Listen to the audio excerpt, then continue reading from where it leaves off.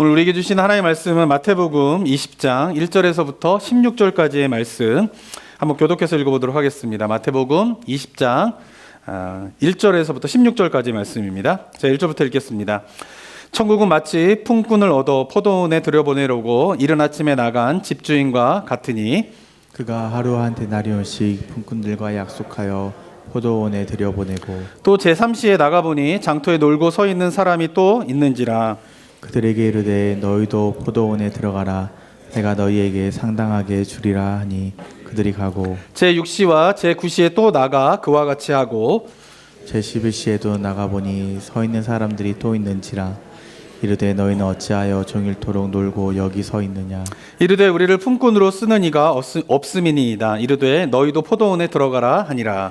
저물매 포도원 주인이 청지기에게 이르되 품꾼들은 불러 나중에 온 자로부터 시작하여 먼저 온 자까지 삭슬 주라 하니 제11시에 온 자들이 와서 한 데나리온씩을 받거늘 먼저 온 자들이 와서 더 받을 줄 알았더니 그들도 한 데나리온씩 받은지라 받은 후 집주인을 원망하여 이르되 나중 온 이 사람들은 1시간밖에 일하지 아니하거늘 그들을 종일 수고하며 더위를 견딘 우리와 같게 하였나이다. 주인이 그 중에 한 사람에게 대답하여 이르되 친구여 내가 내게 잘못한 것이 없노라. 내가 나와 한 데나리온의 약속을 하지 아니하였느냐. 내 것이나 가지고 가라. 나중 온 이 사람에게 너와 같이 주는 것이 내 뜻이니라. 내 것을 가지고 내 뜻대로 할 것이 아니냐. 내가 선함으로 내가 악하게 보느냐. 이와 같이 나중된 자로 먼저 되고 먼저 된 자로 나중 되리라. 아멘. 오늘 본문의 말씀은 예수님의 포도원 비유의 내용입니다. 내용은 이렇습니다. 한 포도원의 주인이 일꾼을 구하기 위해서 이른 아침 장터로 나가게 됩니다. 그래서 한 데나리온을 너에게 주겠다. 한 데나리온은 당시에 한 노동자가 일하는 하루 품삯입니다. 그것을 주겠다고 약속하고 이제 품꾼을 데리고 오게 됩니다. 근데 또 제3시에 나가게 됩니다. 성경에서 이제 제3시는 이스라엘의 시간인데 현재 시간으로 환산을 할 때는 플러스 6을 하면 됩니다. 그러니까 3시니까 9시, 오전 9시에 나간 거죠.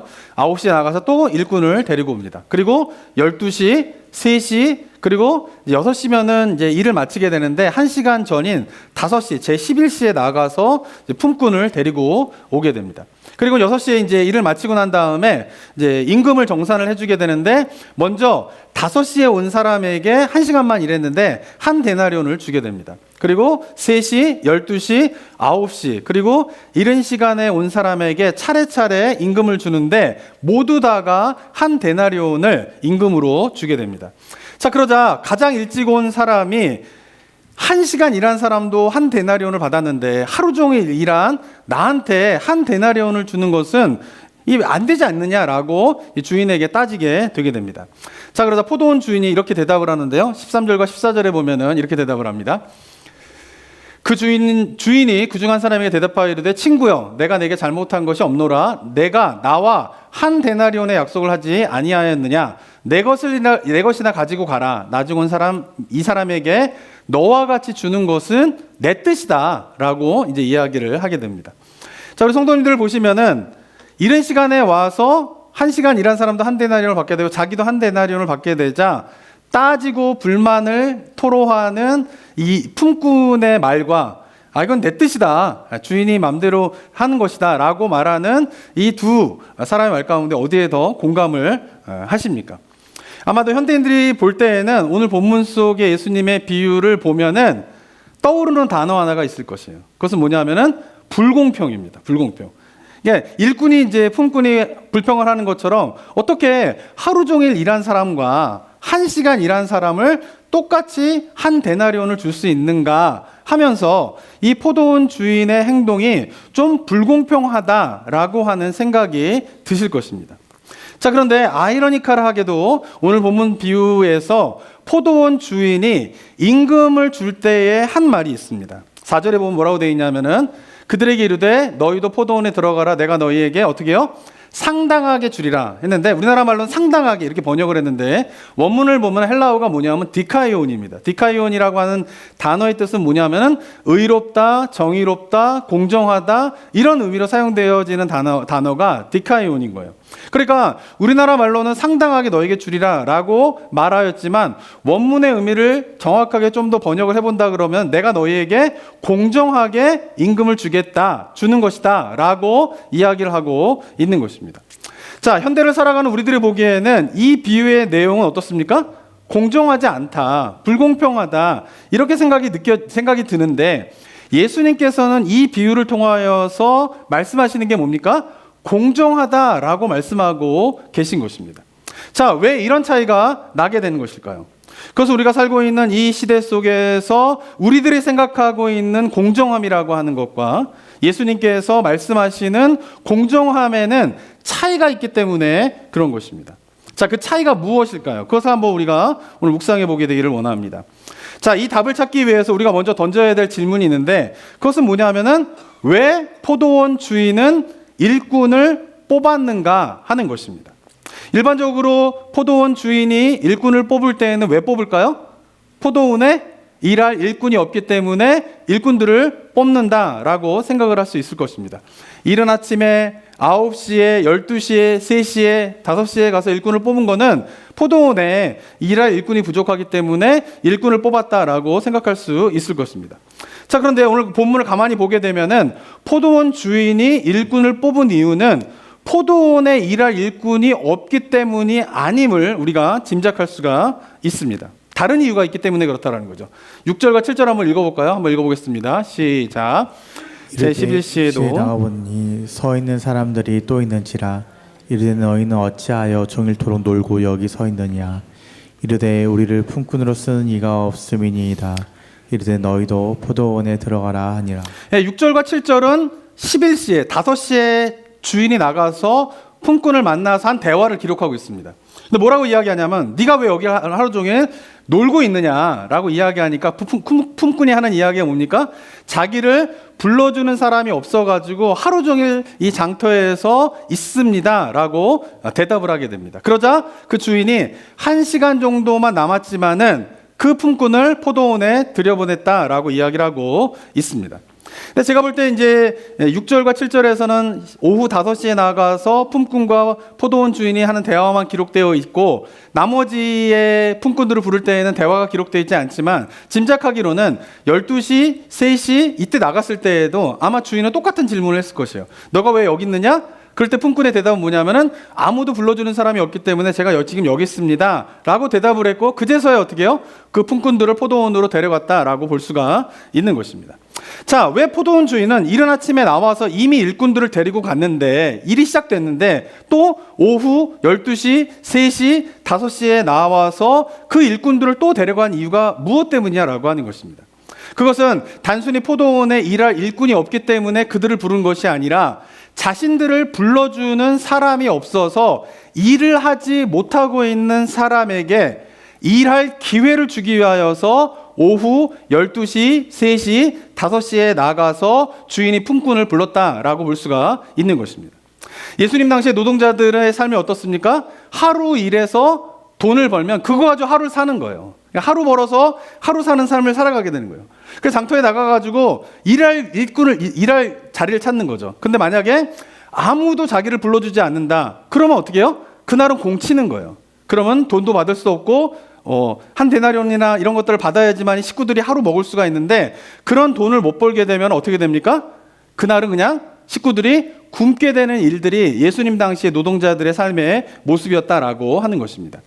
3절에도 보고 6절에도 보면 왜 장터에서 놀고 있느냐, 놀고 있는 사람들 이렇게 표현되어 있는데 여기서 장터에서 놀고 있다라고 하는 의미는 이 사람들이 게을러 가지고 일을 안 하고 놀고 있다 그런 의미가 아니라 장터에 나와 가지고 일할 것을 찾고 있는데 아무도 불러주지 않기 때문에 일을 하지 못하여서 있는 상태를 장터에서 놀고 있다라고 표현을 했다라고 볼 수가 있는 것입니다. 자, 이미 오전에 일꾼을 뽑은 주인이 오후가 되어서 또 나아가서 그것도 한 번도 아니고 12시, 3시, 5시에 나아가서 일꾼을 장터에서 찾은 이유는 일할 일꾼이 부족해서가 아니라 일자리를 구하지 못한 자들을 위하여서 여러 차례 나아가면서 어떻게 해요? 그들에게 일할 기회를 주기 위하여서 나갔다라고 볼 수가 있는 것입니다. 아마도 이들 가운데는요 신체가 건강한 사람도 있었을 것이에요. 그런데 신체가 건강하지 못한 사람도 있었을 것이에요. 이른 아침에 주인의 부름을 받은 사람들은 신체가 건강할 거예요. 여러 사람들이 와가지고 장터에 사람들이 있는데 이른 아침에 데리고 가는 사람은 어떤 사람일까요? 건강한 사람을 데리고 갈 거예요. 근데 오후 12시가 되어도, 오후 3시가 되어도, 오후 5시가 되어도 아무도 불러주지 않는 일꾼은 어떤 상태였을까요? 아마도 신체적으로 무엇인가 장애를 갖고 있거나 어려움에 있는 사람이었기 때문에 아무도 불러주지 않는 가운데에 일자리를 찾지 못해서 그날은 그냥 굶을 수밖에 없는 상황에 있었던 사람들이 아마 오후 3시, 5시에 있었던 사람이었을 가능성이 높다라고 하는 것입니다. 그래서 포도원 주인은 나아가서 그러한 사람들에게 일할 기회를 주기 위하여서 가서 오후 3시와 오후 5시에 1시간만 일하더라도 포도원으로 들어와라 라고 말을 하였다라고 볼 수가 있는 것입니다. 자, 이러한 내용을 잘 담은 한 그림이 있습니다. 그림을 한번 보시면은 이 그림은 17세기의 네덜란드 화가인 야코프 빌럼즈 더 베트, 이름이 어렵죠? 네. 라고 하는 사람이 그린 그림입니다. 이 그림은 뭐냐면 타이틀이 뭐냐, 이 그림의 제목은 뭐냐면 포도원 품꾼의 비유예요.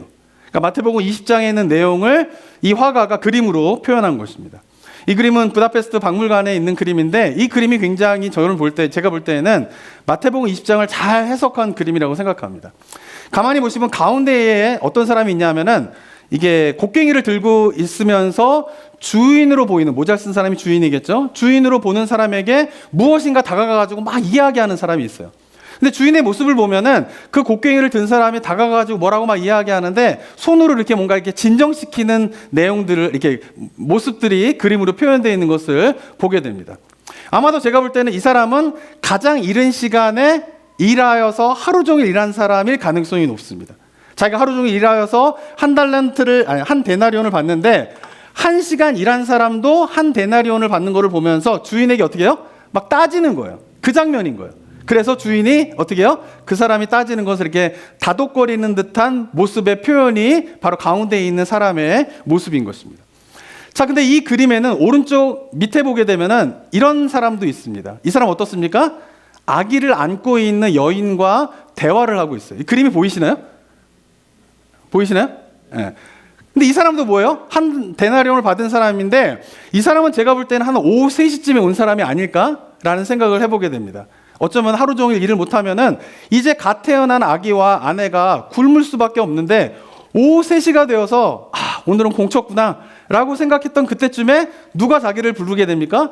포도원 주인이 너 여기 왜 서 있냐? 그랬더니 아무도 불러주는 사람이 없어가지고 제가 여기 서 있습니다 라고 해서 3시간만 일했는데 한 데나리온을 받게 되자 그 데나리온 한 데나리온을 받은 것을 가지고 아내와 아기를 안고 있는 가족에게 어떻게 해요?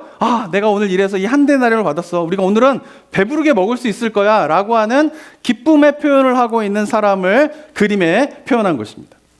마지막으로는 왼쪽에 한 사람이 있는데 왼쪽에는 서 있는 사람이 두 사람이 대화를 하고 있는데 그냥 보면은 별로 문제가 없는 사람처럼 보이게 됩니다. 근데 그림을 자세히 보게 되면은 이 서 있는 사람이 왼팔이 없어요. 네, 팔이 없어요. 제가 볼 때는 이 사람은 몇 시에 부름을 받은 사람일까요? 아마도 5시에 부름을 받았던 사람일 가능성이 높은 거죠. 한 팔이 없기 때문에 누구도 자기를 일꾼으로 써주지 않아요. 하루를 허탕쳤을지 이틀을 허탕쳤을지 모르는 거예요. 오후가 5시가 되어도 아무도 자기를 불러주지 않게 되자 실망하고 낙담하고 있는데 누군가가 자기에게 찾아와서 왜 네가 여기 서 있느냐라고 물어보자 아무도 불러주는 사람이 없기 때문에 제가 여기 서 있습니다 라고 했을 때 그 사람이 포도원에 들어가라 해서 1시간만 일했는데 얼마의 임금을 받게 됩니까? 하루치 품삯인 한 데나리온을 받게 되면서 그것을 가지고 기쁨으로 가족일지 형제일지 모르겠지만은 그 사람과 기쁨을 나누고 있는 장면이 바로 왼쪽에 있는 사람의 모습인 것입니다. 사랑하는 성도 여러분, 저는 이 그림이 굉장히 마태복음 20장을 잘 해석한 그림이라고 생각을 합니다.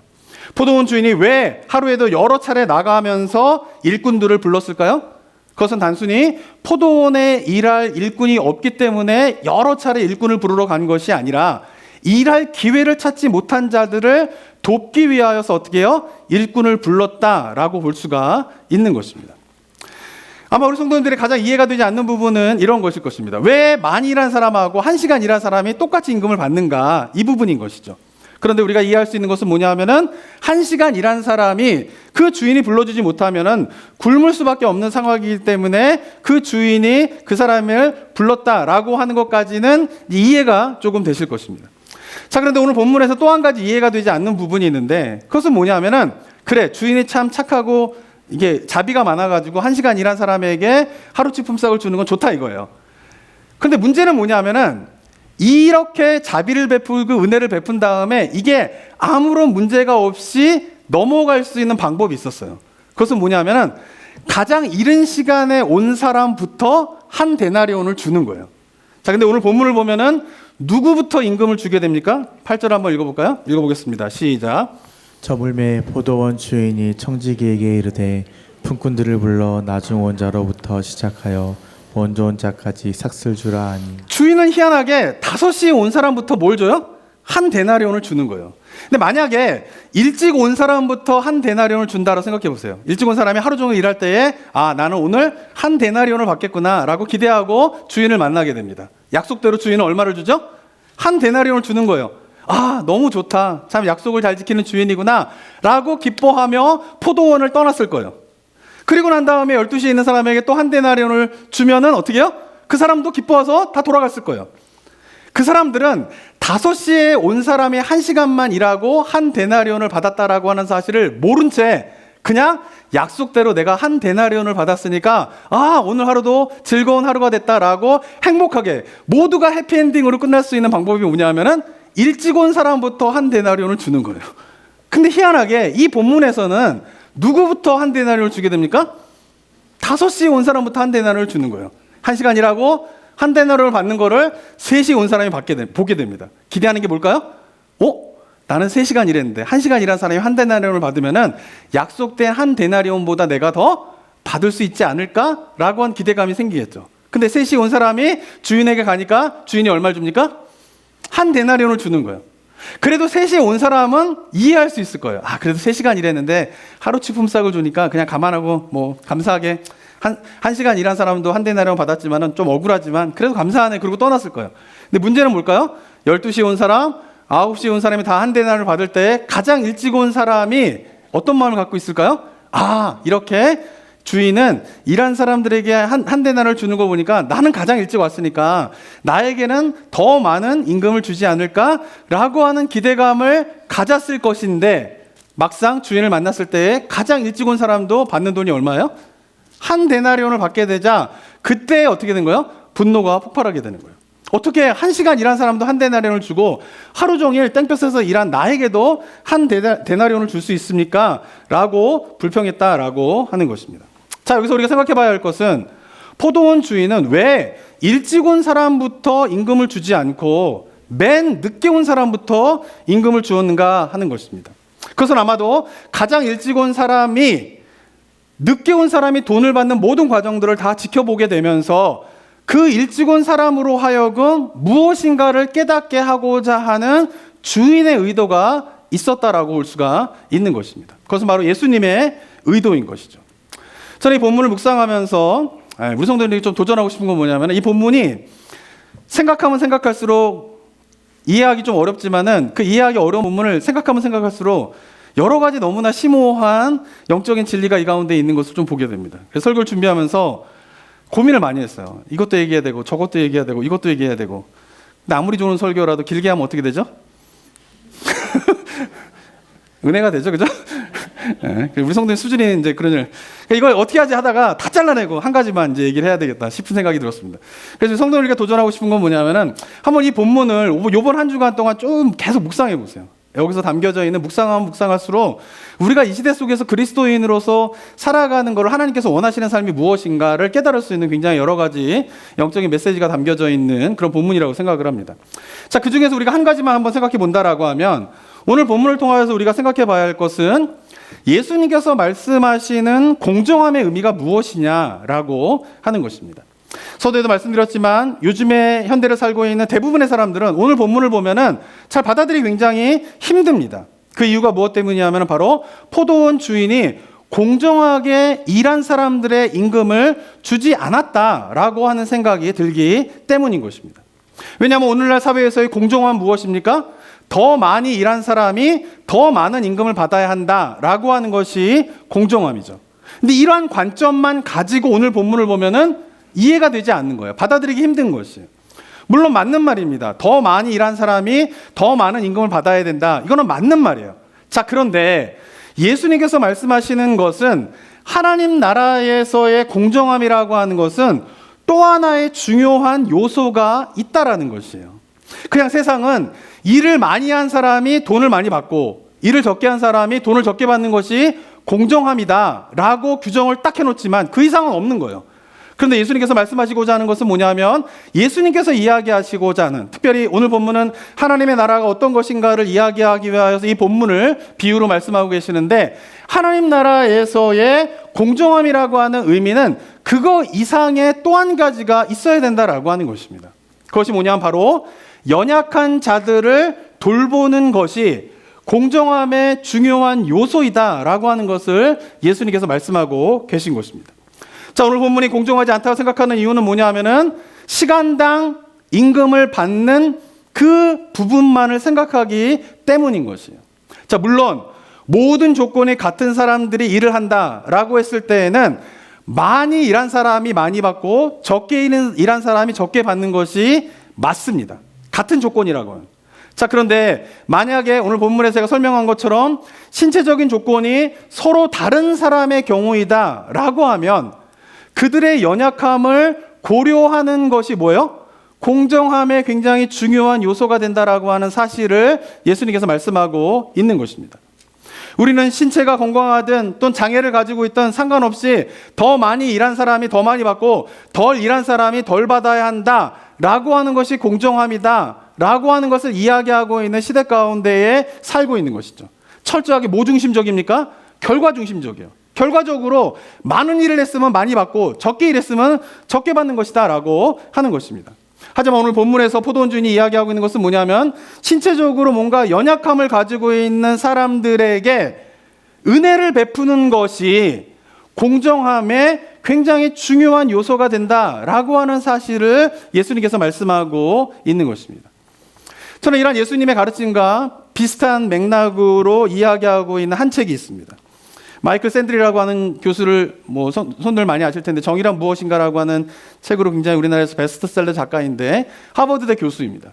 이 사람이 책을 썼는데 책 제목이 뭐냐면은 공정하다는 착각입니다. 우리나라 말로 이렇게 번역한 거예요. 근데 원문을 보면 더 뭐죠? The Tyranny of Merit. 그건 뭐냐면 메리트가 뭐냐면 능력주의예요. 능력주의. 그러니까 능력주의의 폭정 또는 능력주의의 폭력, 굉장히 과격한 타이틀을 갖고 있는 거죠. 근데 이제 이거를 능력주의의 폭력, 이런 폭정 이렇게 번역하지 않고 우리나라 말 번역할 때는 공정하다는 착각 이렇게 번역했는데 책 제목을 되게 잘 번역을 한 것 같아요. 왜냐하면 이 내용을 보게 되면은 이게 무슨 내용이구나라고 하는 것을 알 수 있는 제목이기 때문에 그렇습니다. 이 마이클 샌들 교수가 이야기하고 있는 것은 뭐냐면은 현대 사회 가운데 특별히 미국도 그렇고요. 미국에 있는 것은 능력주의죠. 능력이 많은 사람들이 뭐예요? 돈을 많이 버는 거예요. 능력이 없는 사람은 돈을 못 버는 거예요. 그게 뭐예요? 공정하다라고 하는 생각이 미국 사회의 개념이라는 것이죠. 그래서 한국 사회도 마찬가지고 자본주의를 살고 있는 모든 사람들도 다 마찬가지죠. 능력 있는 사람이 돈만을 벌고 능력이 없는 사람은 돈을 받지 못하는 것이 공정한 것이다 라고 이야기를 하고 있는데, 이 마이클 샌들 교수가 여기서 이야기하고 있는 것은 뭐냐면은 이러한 능력주의의 문제점에 대해서 이야기를 하고 있는 것입니다. 능력이 많은 사람들이 많은 임금을 받아야 한다는 것이 공정하다라고 생각하지만 고려하지 않는 것이 있는데, 그것은 뭐냐면은 조건의 불평등에 대해서는 고려하지 않는다라고 하는 것입니다. 왜냐하면은 능력주의는 능력이 많은 사람들이 임금을 많이 받고 능력이 없는 사람이 임금을 적게 받는 것인데, 마이클 샌들 교수는 이야기하는 게 뭐냐면은 이 능력주의는 공정한 것이 아닌데 그 이유가 뭐냐 하면은 모든 사람들이 같은 출발선에서 인생을 출발하지 않기 때문이라는 것이에요. 무슨 말이냐면 누군가는 상대적으로 좋은 환경 가운데 여러 가지 능력과 여러 가지 가진 것을 가지고 태어날 수 있다는 거죠. 소위 말하는 금수저, 다이아몬드, 흑수저, 백수저, 흑백 요리사 이런 거 보시나요? 네. 우리나라에도 그런 것들이 되게 보편적으로 사용되어지는 말이잖아요. 그죠? 근데 누군가는 그런 환경 가운데에 태어나서 출발선부터 어떻게 해요?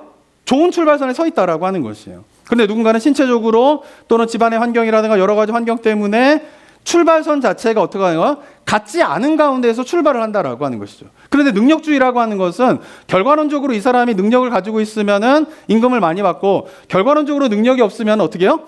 임금을 적게 받는 것이 공정한 것이다 라고 이야기를 하지만 실제로는 이게 뭐야? 불평등하다라고 하는 것이죠. 왜? 뭐가 다르기 때문에 그래요?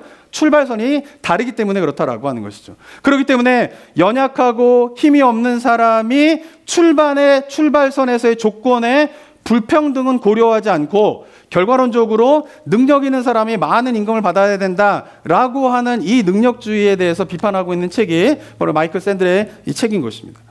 저는 이 마이클 샌들의 주장이 오늘 본문 속에 있는 예수님의 가르침과 일맥상통한다라고 생각합니다. 더 많이 일한 사람들이 더 많은 임금을 받아야 된다. 공정한 일이죠. 맞는 이야기입니다. 그런데 고려하지 말았는 것은 무엇입니까? 연약하고 힘이 없는 자들에 대한 배려가 없는 가운데에서는 그것은 공정함이 될 수 없다라고 하는 것입니다. 오늘 본문을 오해해서는 안 됩니다. 일부의 역사 속에서는 오늘 본문을 공산주의의 어떤 그 근거로 삼는 본문이에요. 여러 일을 하더라도 임금은 어떻게 받아야 돼요? 다 똑같이 받아야 된다. 이런 결론으로 본문을 해석하면서 역사 속에서 공산주의라고 하는 잘못된 정치체제가 탄생하게 되었는데 이 본문에서 이야기하고 있는 것은 그런 게 아니라는 것이에요. 하지만 자본주의가 갖고 있는 또 하나의 문제점은 뭐냐면은 말한 대로 어떤 그들의 상황과 이런 것들을 전혀 고려하지 않고 결과론적으로만 일을 많이 했으면 많이 받고 적게 했으면 적게 받아야 된다라고 하는 논리만 이야기하고 있지만 예수님께서 말씀하시는 것은 뭐냐면 연약하고 힘이 없는 자들을 배려하는 것이 공정함의 또 하나의 중요한 기준이 되어야 한다라고 말씀하고 계신 것이에요. 그리고 그러한 삶의 가치관을 가지고 살아가게 되는 곳이 바로 뭐냐면은 하나님의 나라이다라고 성경이 이야기를 하고 있는 것입니다. 그래서 포도원 주인은 일을 마치기 1시간 전인 5시에 나아가서 일꾼을 부르는 거예요. 신체적으로 어려움을 갖고 있는 사람이 하루 종일 일터에 나와 앉아있지만 아무도 자기를 불러주지 않아 오늘 하루도 굶게 새겼구나. 우리의 가족들은 어떻게 해야 되나? 라고 고민하는 그에게 다가가서 일할 기회를 주기 위하여서 뭐요? 포도원 주인은 5시에 그 사람을 불렀고 그 포도원 주인의 그 행동이 바로 공정한 것이다 라고 예수님께서 말씀을 하고 계신 것입니다. 사랑하는 성도 여러분, 이것이 다른 말로 하면 뭘까요? 그것이 바로 기독교 신앙에서의 은혜라고 하는 것이 바로 이것인 것이에요. 은혜가 뭐죠? 받을 자격이 없는 자에게 베풀어 주시는 하나님의 사랑이 뭡니까? 은혜인 거예요. 기독교 신앙에서의 핵심은 뭡니까? 이 은혜를 누리는 것이 뭐예요? 기독교 신앙에서는 너무나 중요한 것이에요. 한 데나리온을 받을 자격이 없는 자죠. 왜? 1시간만 일했기 때문에 하루치의 품삯을 받을 자격이 없는 자이지만 1시간만 일하여서 한 데나리온을 받을 자격이 없는 그에게 한 데나리온을 주는 그 주인이 무엇을 베푸는 거예요? 은혜를 베푸는 것이다 라고 하는 것입니다. 이것이 뭐예요? 우리가 기독교 신앙에서 너무나 중요하게 생각하고 있는 은혜의 정의인 것이에요. 근데 이 은혜는 세상적인 공정함의 가치로 보게 되면 뭐예요? 불평등한 거예요. 불공정한 거라고 볼 수 있는 것이에요. 그런데 성경은 그 은혜가 뭐예요? 세상의 가치로는 불공정하고 불공평하다라고 말할 수 있지만 예수님께서는 그 은혜가 바로 뭐라는 거예요? 공정함이다라고 이야기를 하고 있는 것입니다. 사랑하는 성도 여러분, 제가 올해 우리 성도님들과 새벽기도를 통하여 특별 새벽기도를 통하여서 우리 성도들과 한 해 동안에 같이 추구하고자 하는 신앙의 방향이 있습니다. 뭐죠? 일상이 신앙의 터가 되게 하는 거죠. 왜냐하면 일상이 신앙의 터가 돼야지 하나님의 나라가 우리 가정과 우리 삶 가운데에 임하게 된다라고 하는 의미가 뭔지를 알게 되는 거예요. 근데 중요한 것은 일상에서 우리의 신앙의 터가 되기 위해서는 반드시 해야 될 게 있습니다. 그것은 뭐냐면은 성경적인 가치관으로 생각이 달라져야 돼요. 인생을 바라보는 것이, 삶을 바라보는 것이 어떻습니까? 성경적인 가치관으로 달라져야 돼요. 오늘도 말씀을 드렸지만 이 공정함이라고 하는 개념 자체가 세상적인 개념으로 봤을 때의 공정함과 예수님께서 말씀하고 계신 공정함은 다른 의미가 돼버려요. 그런데 그리스도인으로 선택을 해야 되는 거예요. 세상에서 이야기하는 공정함이 일상 속에서 나의 삶의 기준으로 삼고 내가 살아갈 것이냐, 그것이 아니라 예수님께서는 세상에서는 좀 이해하기 힘든 공정함이라고 하는 새로운 가치에 대한 이야기를 하시는데, 이 예수님께서 말씀하시고 하는 그 공정함의 가치를 내가 일상의 삶에서 붙잡고 살아갈 것이냐를 선택해야 되는 것이에요. 예수님의 가르침은, 하나님 나라의 가치관은 교회 안에서 실천하는 것은 별로 어렵지 않아요. 근데 요즘엔 어렵게 됐어요. 교회가 그런 모습이 돼버린 거예요. 그렇지만 우리가 정말 어려운 것은 뭐입니까? 교회 밖에서의 예수님께서 가르치 공정함이, 예수님이 이렇게 가르쳤는데, 이런 거를 우리가 연약한 자들을 돌보고 배려하는 것이 공정함의 중요한 요소라고 말씀하시는 예수님의 가르침에 따라 일상을 살아가는 삶이 없다라고 하면은 그 삶 가운데에서는 하나님의 나라가 임할 수 없다라고 하는 것이죠. 저는 중요하게 이 개념이 우리가 하나님의 은혜를 바라보게 되는 개념과 너무나 중요하게 맞물려 있다고 생각합니다. 말씀드린 것처럼 은혜는요, 성경에서 말하는 은혜는요, 세상적인 관점으로 보면은 불공평한 거예요. 근데 성경은 그 은혜가 뭐라 그러는 거예요? 공평하다라고 말하고 있는 것입니다. 저는 어쩌면 이런 시간에 와서 하루 종일 일한 사람에게 한 데나리온을 주는 것도 엄밀하게 따지면 포도원 주인이 베풀어 준 은혜예요. 왜냐하면 이 사람도 만약에 포도원 주인이 불러주지 않았다라고 하면 하루 종일 공을 쳤을 것이고, 그러면 어떻게 해요? 한 데나리온도 받지 못하고 집에 돌아가서 가족들이 굶게 되는 일들이 벌어지게 되었을 것이에요. 근데 이 사람은 아침 일찍 나왔을 때 오늘 누가 나를 불러줄래나? 오늘 나에게 일을 시켜줄 사람이 있을래나? 라고 기대하는 마음으로 나왔지만은 안 불러줄 수도 있는 거예요. 그런데 어떤 사람이 다가와서 너가 포도원에서 일할 수 있는가? 라고 했을 때 일할 수 있습니다. 그럼 내가 너에게 한 데나리온을 주겠다라고 했을 때 이 사람은 그 한 데나리온의 약속을 받았을 때 마음이 어땠을까요? 기쁘고 감사했을 거예요. 아, 이분이 나에게 은혜를 베푸시는구나 라고 하면서 아마도 열심히 일하였을 것이에요. 그렇기 때문에 아침 일찍 나와서 하루 종일 일한 사람이 한 데나리온을 받는 것도 내가 일한 것에 대한 대가라기보다는 먼저 무엇인 것이에요? 은혜인 것이에요. 은혜. 그런데 이른 아침에 나와서 주인이 불러줬을 때에는 한 데나리온을 주겠다라고 했을 때 참 은혜고 감사했는데, 그 은혜가 불평으로, 그 은혜가 원망으로 바뀔 때가 언제입니까? 내가 은혜로 생각한 그것을 내가 일한 정당하게 받아야 될 당연한 대가로 생각하게 되는 순간 그 은혜에 대한 감사는 사라지게 되는 것이에요. 그리고 은혜에 대한 감사가 있는데 그 은혜에 대한 감사가 불평이 되게 되는 때는 연약한 자들에게 베풀어주는 주인의 은혜를 내가 받아들이지 못하게 될 때에 그 은혜에 대한 감사가 사라지게 되는 것이에요. 또한 내가 받은 은혜가 불평이 되게 되는 것은 내가 받은 은혜를 누군가가 받은 은혜와 비교하기 시작할 때에 그때는 어떻게 됩니까? 그 은혜가 바로 불평으로 변하게 되어지는 일들이 일어나게 된다라고 하는 것입니다. 이러한 모습이 어떻습니까? 우리 죄된 인간이 하나님의 은혜를 대할 때의 모습이 바로 이러한 모습이지 않나 우리가 생각해 봐야 하는 것입니다. 우리가 받은 하나님의 은혜는 무엇입니까? 받을 자격이 없는 자에게 베풀어 주신 하나님의 은혜에 감사하게 됩니다. 그런데 은혜가 어느 순간 당연히 내가 받아야 하는 대가로 여겨지게 될 때에, 다른 사람이, 특별히 연약한 자가 하나님이 그에게 베풀어 주신 은혜를 내가 받아들이지 못하게 될 때, 인정하지 못하게 될 때, 그리고 내가 받은 은혜를 다른 사람이 받은 은혜와 비교하기 시작하게 될 때에, 그때에 우리가 하나님으로부터 받은 은혜에 대한 감사와 기쁨은 다 사라져버리게 되는 것입니다. 사랑하는 성도 여러분, 우리가 이 땅을 살아가게 되면서 하나님의 은혜를 사모하면서 살아가는 그리스도인입니다. 그런데 우리가 이 땅을 살아가게 되면서 그 하나님의 은혜에 대한 감사와 기쁨을 자꾸 잃어버리는 이유가 무엇 때문입니까? 그것은 하나님의 은혜가 어떻게 해요? 나에게 점점 메말라 가기 때문에 하나님의 은혜에 대한 감사와 기쁨이 사라져 가게 되는 것이 아니라, 하나님의 은혜는 언제나 우리에게 부어지고 계세요.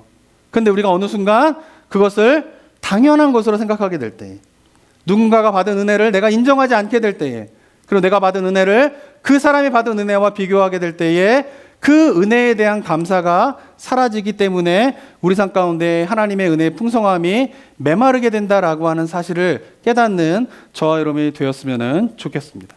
사랑하는 성도 여러분, 그리스도인이 되면 어떻게 해야 됩니까? 하나님 나라 관점으로 세상을 보는 눈이 자꾸 열리셔야 돼요.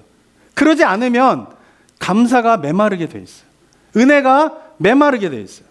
그리스도인이 되어서 삶의 관점이 달라지지 않으면은 하나님의 은혜를 지속적으로 누리지 못하게 되는 거예요. 말씀드린 것처럼 하나님의 은혜가 사라지기 때문이 아니라 그 하나님의 은혜에 대한 나의 관점이 변하게 되면서 점차로 그 은혜를 은혜로 여기지 않고 당연히 받아야 할 대가로 생각하게 되기 때문인 것입니다. 사랑하는 성도들, 올 한 해 일상이 신앙이 터가 되자 하는 주제로 우리 성도님께 도전하고 있습니다. 저는 바라기는 일상의 삶에서 우리의 가치관이 달라져야 돼요. 하나님 나라의 가치관은 세상의 가치관과 다른데 그 하나님 나라의 가치관대로 살아가는 일상이 되게 될 때에 우리 성도님들의 가정이, 우리 성도님들의 직장이, 우리 성도님들의 비즈니스에 하나님의 나라가 임하게 되는 것입니다. 왜냐하면 하나님의 나라는 그렇게 하나님의 가치관을 가지고 살아가는 자들이 이 땅에서 누리게 되는 구원받은 자의 축복이기 때문에 그렇습니다. 그러한 은혜를 맛보고 누리게 되는 올 한 해가 되시기를 주님의 이름으로 축원합니다. 사랑과 은혜가 충만하신 하나님 아버지, 세상은 많은 일을 하고 능력 있는 사람들이 많이 받아야지 공정한 것이다 라고 이야기를 하지만 예수님께서는 연약한 자들을 돌보는 것이 또한 공정함의 중요한 요소가 됨을 오늘 본문을 통하여서 말씀하고 계십니다. 세상의 가치관과 하나님 나라의 가치관이 계속적으로 충돌되어지는 시대를 우리가 살아가게 됩니다. 우리도 연약하여서 어쩔 수 없이 세상의 흐름 가운데 딸려서 살아갈 때가 참으로 많이 있는데 하나님 앞에 말씀에 굳건하게 서게 하여 주시옵고 기도하는 가운데 정말 주님께서 원하시는 이 땅에서의 삶이 무엇인가를 깨달으면서 하나님 나라의 가치를 깨닫고 발견하고 그것을 삶에서 실천하는 가운데에서 우리의 일상이 신앙이 터가 되게 되며 우리의 일상이 하나님의 나라가 이루어지게 되는 은혜가 우리 모든 성도님 가운데 있을 수 있도록 주님 인도하여 주시옵소서. 무엇보다 그렇게 하나님께서 원하시는 삶의 가치관들을 품고 살아가게 될 때에 은혜를 은혜로 날마다 여기며 기뻐하는 삶이 우리 모든 성도님들의 삶의 모습 될 수 있도록 인도하여 주시옵소서. 어느덧 세상의 가치관에 우리가 물들다 보면 하나님의 은혜를 은혜로 생각하지 아니하고 마치 당연히 내가 누려야 할 대가로 여기게 되는 오만함에 빠지게 됩니다. 연약한 자들에게 베풀어 주시는 하나님의 은혜를 기뻐하고 인정해 주는 것이 아니라 왜 나에게는 저런 것이 없습니까? 라면서 하나님을 원망하게 되게 됩니다. 내가 받은 은혜를 다른 사람의 받은 은혜와 비교하게 되면서 내가 받은 은혜에 대한 가치를, 기쁨을, 그리고 감사가 잃어버리게 되는 어리석은 삶 되지 않도록 주님 인도하여 주시옵소서. 우리 성도님들 날마다 하나님의 은혜를 구합니다. 하나님의 은혜를 받는 것보다 그 하나님의 은혜를 우리가 어떻게 대하는가가 우리 삶 가운데에 하나님의 은혜의 풍성함을 잃어버리지 않는 중요한 신앙의 요소가 된다라고 하는 사실을 깨달으면서 이 선한 영적인 싸움들을 잘 치러가게 되는 은혜가 올 한 해 가운데 우리 성도님들 삶 가운데 있을 수 있도록 주님 역사하여 주시옵소서. 은혜 감사드리며 예수 그리스도의 이름으로 기도드립니다. 아멘.